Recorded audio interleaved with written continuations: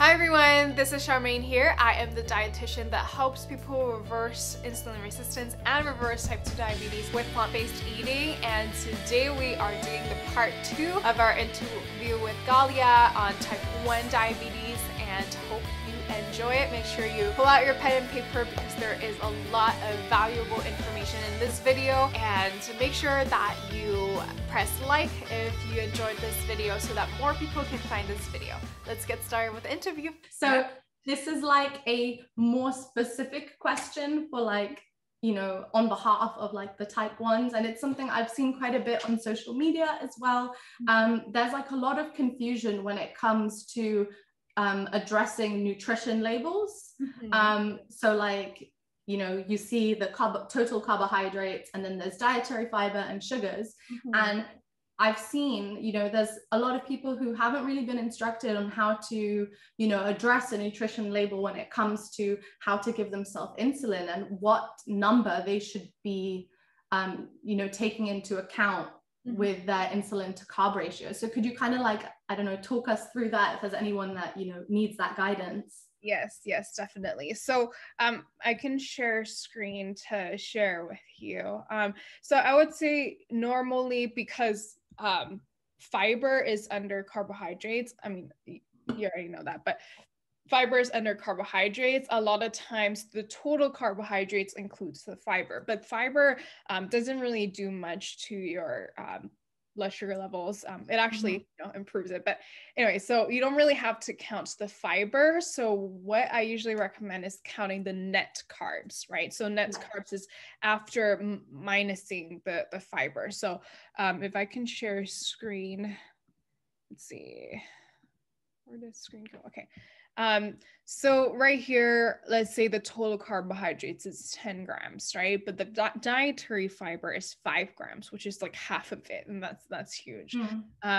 So the net carbohydrates will be 5 grams. So when you inject your insulin, you want to focus on the net carbohydrates so that you'll be able to inject the right amount of insulin, so you don't inject too much and that brings your blood sugar too low. So I would say the net carbohydrates is what you want to focus on. Is total carbohydrates minus fiber, and then equals to the net carbohydrates. Does that make sense? Okay.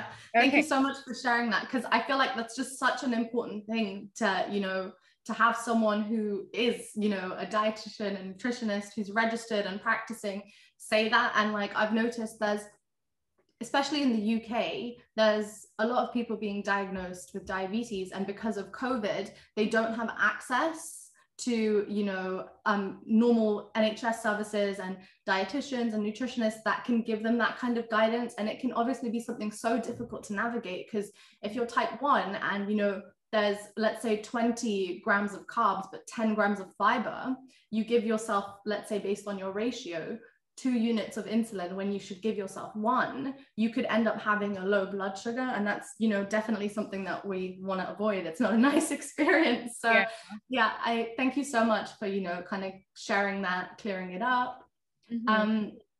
So another question. So this is something that, people have asked me a lot. As someone who, was in fitness, cares about exercise, at one point I was very into like bodybuilding and physique stuff. And people ask me, like, how are you getting enough protein on a plant-based diet? Like, you're going to lose all your muscle. And, my question is to you, is that something that people need to be concerned about? Is there, a minimum amount of protein that we need to satisfy, muscle mass development? Yeah, that's a really good question. So what's amazing about like a whole foods plant-based diet is that there is already proportions of carbohydrates, of fat, of protein in every food. So for example, like oatmeal, it's mostly carbohydrates, but it also has like 5 grams of protein per half a cup, I think. Or beans, it has like 12 to 16 grams of protein per serving. And so a lot of these foods already have protein in it, and you don't need extra protein to build muscle. And building muscle isn't necessarily just about protein. It's also about carbohydrates too, to fuel its building process. So and I would say a lot of times in the fitness world, there's this heavy emphasis on protein, but your body can only uptake a certain amount of protein. Once it gets too much, it just pees it out, and it's just taxes on your kidneys. So as with a plant-based diet, as long as you eat enough calories for the day, and as long as you include whole plant-based foods, not just like table sugar or like white bread, right? Like those are stripped of nutrients. But if you eat like potatoes, sweet potatoes, beans, tofu, lentils, whole grains, as long as you include those different foods on there, even like broccoli has like 5 grams of 5 grams of protein. So as long as you incorporate those foods, you don't really have to worry so much about protein. And if you're looking for muscle growth, plant-based is actually perfect, because if you're the process of building muscles, it's like tearing and building. So the recovery phase is definitely very important. So if you're looking to have a faster recovery phase, plant-based is perfect, because it usually actually speeds up the recovery phase, and you usually have either a faster metabolism and also like a faster healing rate as well. I love that. And hearing you say that, it's so interesting, because my boyfriend, he is a personal trainer, and he is a very muscular person, and he is also plant-based. I brought him into the fold with me. And just because he saw how I was eating, and he was like, wow, your plates look so colorful, like you seem to really enjoy your food, you enjoy preparing it, you enjoy eating it. And he came from this fitness background where all he was eating was white rice, like boiled chicken and broccoli, and he was eating that every single day. And now he eats very, very similar to me, almost exactly the same, minus he eats a lot more. And, I was curious. I was like, why don't we track your, certain metrics, like your body fat percentage, your muscle mass, and kind of see what happens? Like, because it's very rare to test something out like that, like being completely plant-based on someone who exercises so much and has so much muscle mass. And he has lost like body fat and like the bloat from all of the food that he was eating before, and he's continued to gain muscle mass. And him and I looked at each other and were like, this is crazy, because it's the opposite of what we're taught in the fitness industry. Like the fitness industry tells you have to eat tons of protein to be muscular, to be fit. And it's just very interesting to see such an extreme example in him continuing to be successful. So that's next amazing. Next question I had was so in terms of like if someone was interested in moving to being more plant-based, how would you kind of recommend a person approaches structuring their plate? Like what would you say is a good structure to kind of strive for? So I would say the proportions of different foods, it really depends on how tall you are, or you're trying to lose weight or not. But I would say 3 big things that you want on your plate is your non-starchy vegetables, which are like carrots, broccoli, Brussels sprouts, the non-starchy vegetables. And then your second is your protein. So usually with plant-based proteins, it's legumes like lentils, tofu, beans, any kind of beans that you like. That's usually something that will be helpful in adding the legumes in there will help you balance your blood sugar as well. And then the third one will be whole starches. So either like things like brown rice or quinoa, or like sweet potatoes, or even, potatoes. Those usually are whole starches. So as long as you have those three things on your plate, you usually won't be fine. And then, sometimes you can add like avocados here and there, a little bit of that. You can add that on there. But I would say mostly, usually I would say like half a plate of vegetables and then quarter protein, quarter of starch. Yeah. But usually if you're someone that doesn't want to lose weight, or you don't have any weight to lose, then you don't really have to do half a plate of vegetables. Maybe you can do third plate of vegetables, third protein, third starch. Mm-hmm. Yeah.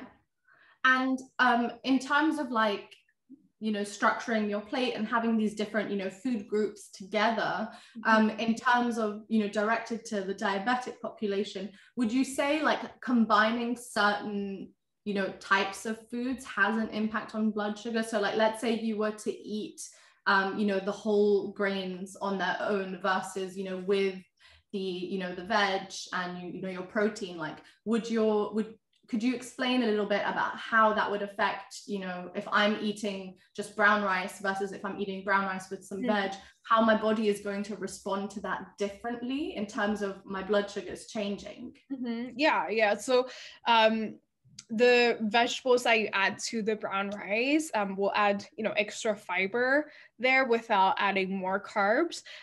So again, we're not trying to limit carbs here, but it'll add extra fiber that can help slow down the absorption of carbohydrates in your body. It can slow down your blood sugar spike. So that's why, adding veggies on there is important. Also adding the proteins as well, like with legumes like beans and lentils, they have really great soluble fiber. And of course, like they have protein as well that can also help slow down your absorption of the food. So actually it'll help you have a more balanced blood sugar throughout the day. So that's why those three things are important to put on your plate. Yeah, 100%. Like, and I've really, I see that with myself as well, which is why, when people look at my posts about food on Instagram, they're like, they all look the same, but they're so different.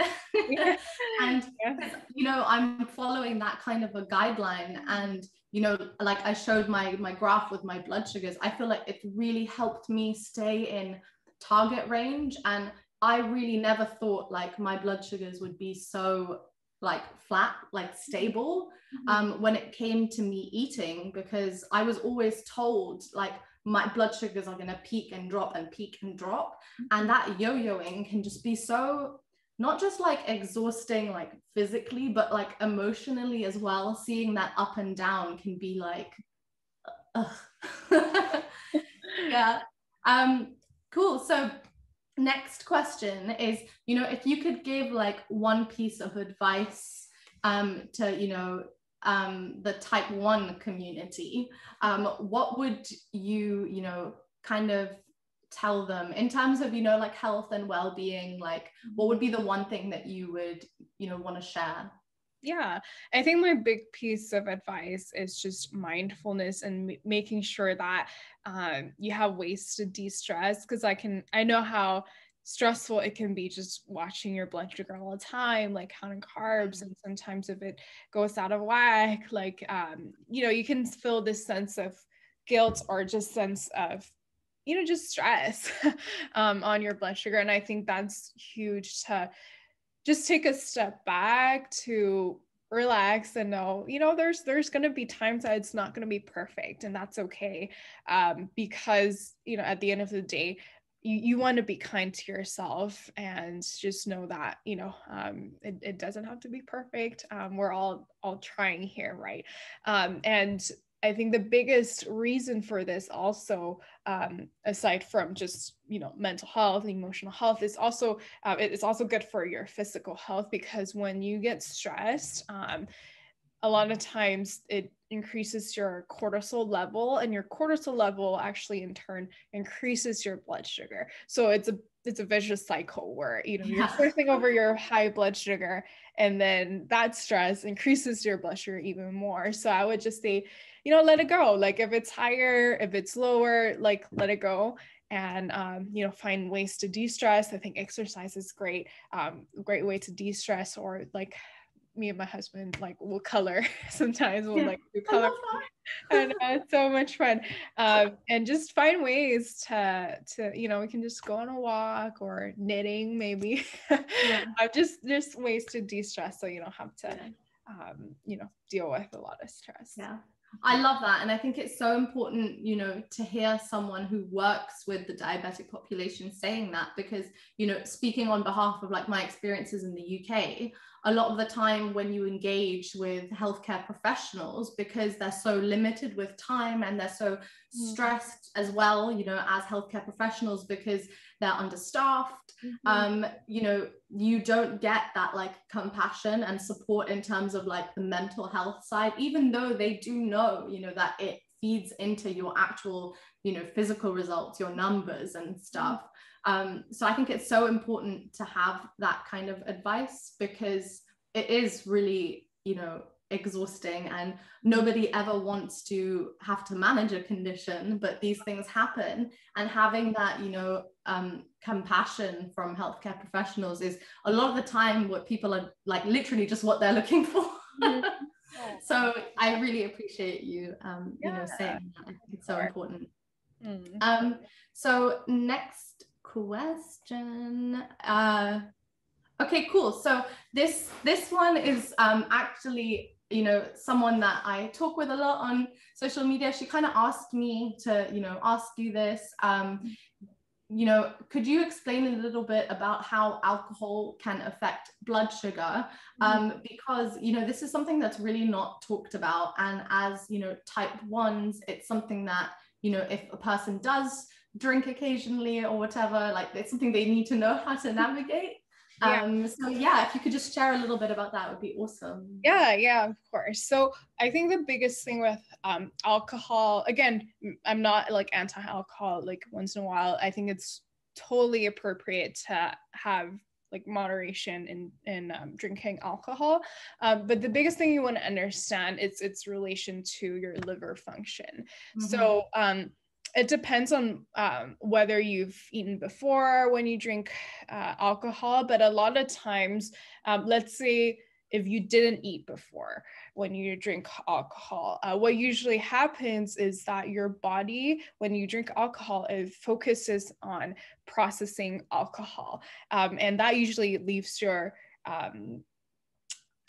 body not, if it doesn't have food in it, you usually will actually have like a blackout feeling, because it's focusing on processing the alcohol. So I would say what's most important is having a full meal before you drink alcohol, because when you do have carbohydrates in your body, that provides your body a little bit of energy, so it doesn't have to, you know, be without energy when it processes alcohol. Another thing too is that a lot of people may experience like a low blood sugar after drinking alcohol, and that's usually because alcohol increases your it either like increases your insulin production, and for type 1 diabetics that might be a little bit different, but that's what people usually experience, is that it actually lowers their blood sugar, or it actually increases their blood sugar, because they're, again, it's the same idea that their body is focused on processing the alcohol, that it's not really focused on processing carbohydrates. So the carbohydrates, the glucose, it stays in the blood and it doesn't go into your cells. So it really is different for everybody. So I would say a good rule of thumb is to have, you know, like have a meal before you drink alcohol, and then of course you want to be able to have it in moderation. You know, try to enjoy like 1 to 2 servings of alcohol a week, I would say, if that's something you enjoy. I would say like 1 to 2 servings a week, and I would say like a serving will be like the standard serving. Like for example, like shots will be like in a shots cup, or glass of wine. Or I don't know how UK do they use ounces? No. No. Okay. Well, the standard serving, whatever is recommended. I was about to say like 12 ounce of beer, but I'm like, I have no idea what that is. I used to know the other metrics, but but it's so, it's awesome to hear you explain that, because even for me, like when I was at university, and I think that's something that's like so important to actually talk about, like in terms of navigating food and drink and stuff for type 1s, because a lot of people who get diagnosed later on in life, in their late teens, early adulthood, and go to university, and they're around a drinking culture and stuff, and not being advised how to properly navigate that can be something so confusing. And that's something I experienced when I went to university, and I'd go out with friends and have a few drinks and come back home, and I'd wake up at 3 a.m. having the worst hypo of my life, like low blood sugar as well. I'm sweating and shaking, and no one had told me, no one had prepared me for that kind of an experience. And I had to go out and do my own research, and figure out like the reason I'm having a low blood sugar is my liver's working so hard to like detoxify my body, that it's using up so much energy. It's like soaking up all the sugar in my blood, and leaving me having a hypo. And then on the other side, I might not even have a hypo. It could be that happens so quickly, so strongly, that my body, to like protect itself, like blurts out glycogen stores. So then I have horrible high blood sugars. But I think once that can happen, like you can kind of prepare yourself more. So I'm so thankful for you, like kind of giving a bit of the science and background to that, because it really is something tough to navigate. And I would, sorry to interrupt, but I would even say check your blood sugar, and if it's low, like let's say before sleeping, if it's low, like eat a fruit or eat something that can increase your blood sugar a little bit, or even just to prep your body overnight, because it is going to focus on like kind of like we said, like detoxifying the alcohol, processing the alcohol. So that's just an extra tip that you can use. Okay, cool. So I have like 2 more questions. So next one is snacking is something I think that a lot of people, I'm a big snacker. I love snacks. And, for somebody looking to, become more plant-based, what kind of snacks would you recommend to people? Because, at least for the type 1 community, people typically want to have snacks that are not going to upset their blood sugars too much, which usually for them means, I'm going to have, like a piece of ham or something. I don't know. I'm trying to think. But you know what I mean? Like anything that doesn't really have many carbs in it. So is there anything that you could suggest to people who want to be able to snack but not necessarily have to give themselves insulin at all, or at least much insulin for it? Of course. I would say the first thing that came to my mind is tofu.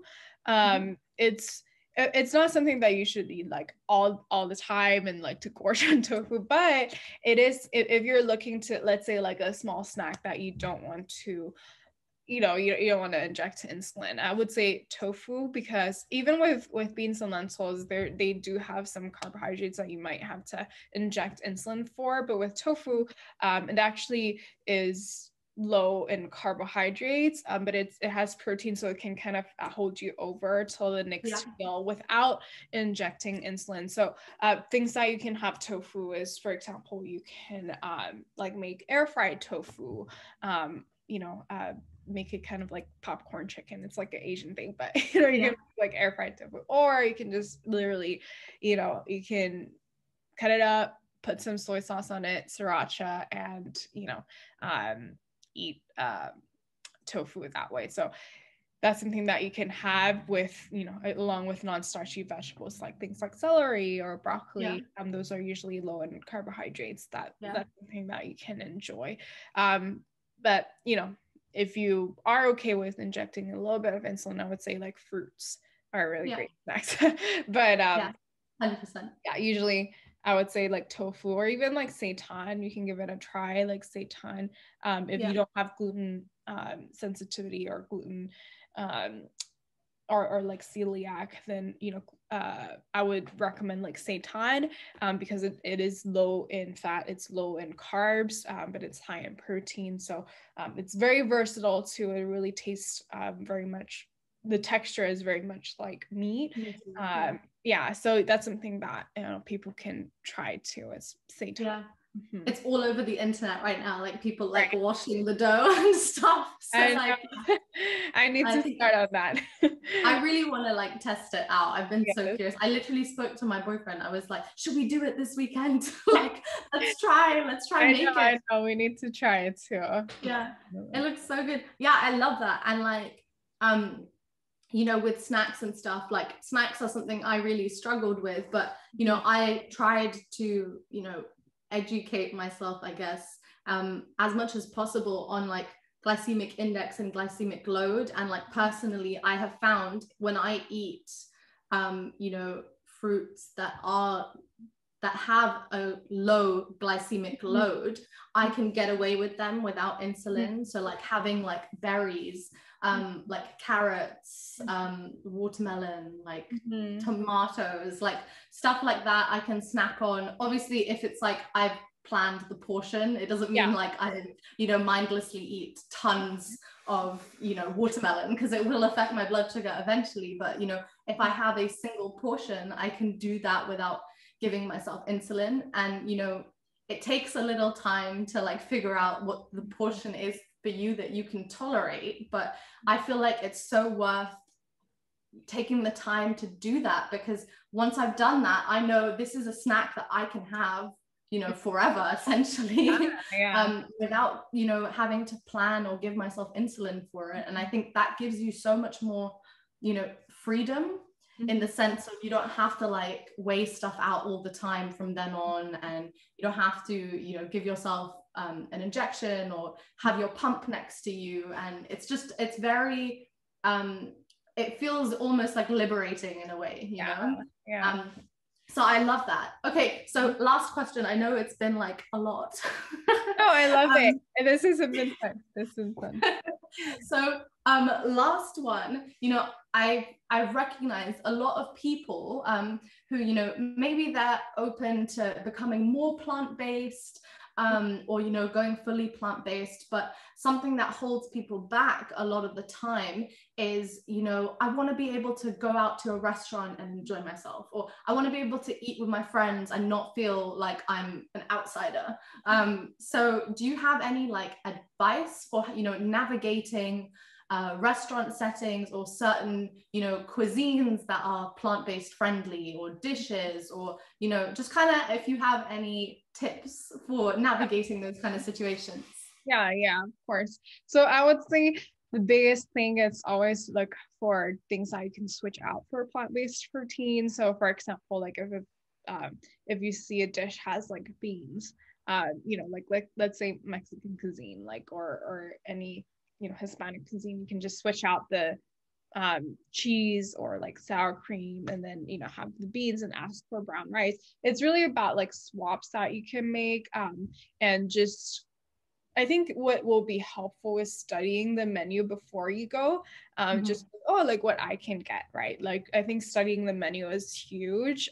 Just knowing, okay, what are the plant-based protein that I can get? And then everything else, you can just, you know, like let's say sour cream or like cheese or like meat crumble, you can just say, oh, can you like not add that? And that will be helpful. I think another thing that will be helpful is like looking at the sides. If you go to a restaurant that does not have any, you know, it does not have much plant-based option at all, then I would say look at the sides, because they usually have, you know, sides of rice, sides of beans, sides of steamed vegetables, baked potato, baked sweet potato, you know, when you look at the sides, you'll get more choices there that you can make plant-based together. But I think just practicing beforehand or just knowing the menu beforehand will really help. I would say recently I like to go to poke places because you can just, I know, you can just choose like brown rice, you can put your veggies on top, you can put edamame on there for your protein or even tofu. And the sauces are great because they have like ponzu sauces that's usually not like high in fat. So yeah, that would be my go-to if I'm looking for something that's, you know, healthy. I love that. Like, that's like, that makes me so happy that we both like that, because like, that's like my go-to. My sister and I, we've agreed, we're like, once a week we can do a takeaway. Yes, and I always like vote for poke, because I don't have to feel like I'm being a difficult customer, because it's already something that's customizable that you build. So I don't have to feel like I'm, you know, offending them by being like, can you swap this out and put this in and change this for me? Because that's the whole concept of a poke bowl. So I definitely love that. And like, as well, like Indian food, I've noticed as well, especially where I live, I'm like, I can trust them. Like, I don't really have to worry, and like, I tolerate it really well. And yeah, so I think that's so important. And it's like, if you're a person who enjoys, you know, food and eating, and, you know, eating out isn't just about the food, it's about, you know, the social part of it as well. And like, it can be such you know, a limiting fear, being like, you know, I'm going to be singled out, I'm going to be this because I'm, you know, plant-based. So I feel like it's such an important thing to figure out how to navigate, because then you don't have to hold yourself back from, you know, that social aspect of that thing, going out to eat. So yeah, I love that. I think that's my last question. Yeah, I was gonna say we have to go to Poke Place when I come visit in England. There are so many good ones where I live. Like I swear, like every week I find a new one and I test it out. I might write like a review list of the best poke in London. And let me know which one's your favorite. Yeah, I will. But yeah, so I think those are all my questions. Thank you so much, you know, for like taking the time to, you know, answer all my questions. I know there's been a lot, but oh yeah, I had a lot of fun answering them, and I think those are really good questions. And you know, I think along the way I learned more about the, you know, more insights of a person living with type 1 diabetes as well. So thank you so much. I truly enjoyed it, and it was really fun. Yeah. I appreciate that. And, you know, I am very, very grateful for, you know, your help, the support, and yeah, just thank you so much. You're very welcome. You're very welcome. For my, you know, if I put it on YouTube, for my followers, how can they find you? How can they connect with you? Yeah, so I am on Instagram at the moment. I'm also, you know, moving into kind of Clubhouse space because I love talking. So, you know, on Instagram, I'm known as @type101 with Ghalia. And, you know, I kind of just talk about all things diabetes, life with diabetes, my food journey, just not really limited to anything, just diabetic life. So yeah, so that's me. And on Clubhouse, you know, I'm known by my name. So Ghalia Barrage. And yeah, what about, you know, for my audience, if they want to reach out to you or, you know, see some of your content or anything, how can they, you know, reach you? Yeah, I have Instagram. It's Lean on Plants. Just, you know, all the plant-based stuff. So it's Lean on Plants, and then a TikTok as well. My name is Lean on Plant. Well, my name is Charmaine Dominguez, but my handle is Lean on Plants. And then YouTube, it's Charmaine Dominguez as well. So I'll be posting recipes there, and you know, it'll be great for type 1 diabetics too, to learn more recipes for the plant-based too. Yeah, 100%. Yeah. Awesome. Thank you so much for interviewing me. I had a great time. Yeah, me too. Thank you so much for your time. Thank you. So I hope you enjoyed the interview. We had a lot of fun doing the interview, and hopefully what you'll get out of it is that there's definitely hope to better your insulin sensitivity, to better your blood sugar control. There's definitely an easier way out there. And if you like this video, again, make sure you press thumbs up and make sure you subscribe to my channel. And if you are interested in working with me and my team, then make sure you book a call with us to see if it's a great fit and how we can come up with an action plan. Hope you have a great day, and I'll see you later.